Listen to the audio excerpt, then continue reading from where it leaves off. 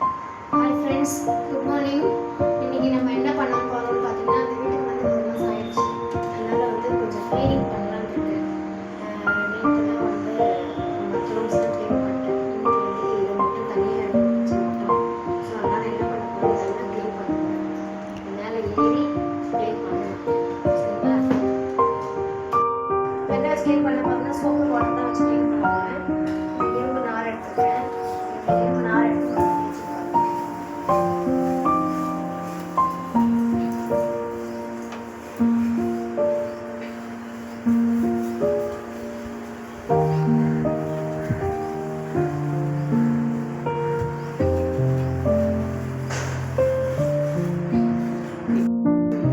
பார்த்தீங்கன்னா, இங்கே வந்து சுவிட்ச் பாக்ஸ்லாம் இருக்குது. நிறைய சுவிட்ச் பாக்ஸ்லாம் இருக்குது. அதனால தண்ணி போகாமல் பண்ணுறேன். ஸோ தண்ணி ஊற்றி பண்ணல, சோப்பு வாட்டர் டிப் பண்ணி தான் பண்ணுறேன். ஏன்னா தண்ணி வழிச்சுன்னா சுவிட்ச் பாக்ஸ்லாம் படும்.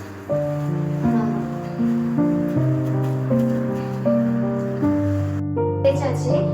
அடுத்தது நல்லா வைப் பண்ணணும்.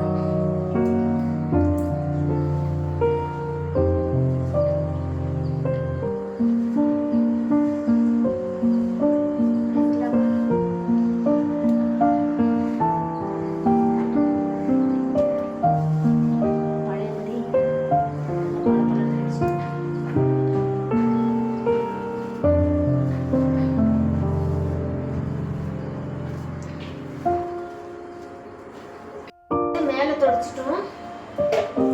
அடுத்தது பார்த்தீங்கன்னா மேலே சமையல் மேடை.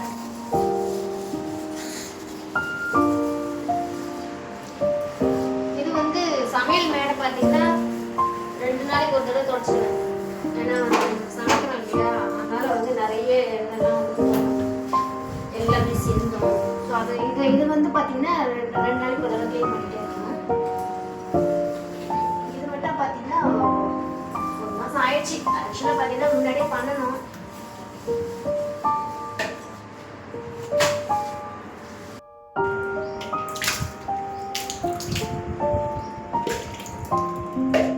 பார்த்தீங்கன்னா இது வைப்பர் வச்சு அழகாக க்ளீன் பண்ணலாம். இந்த மாதிரி டக்குன்னு ட்ரை ஆகிடும். இந்த மாதிரி வேண்டியாக இருக்கிறதுனால சுத்தமாக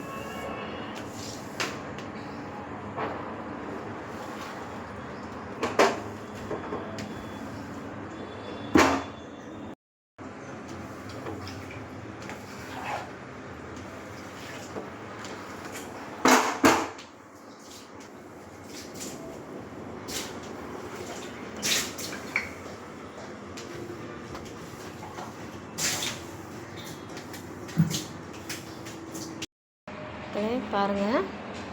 சிங்க் எல்லாமே க்ளீன் பண்ணியாச்சு.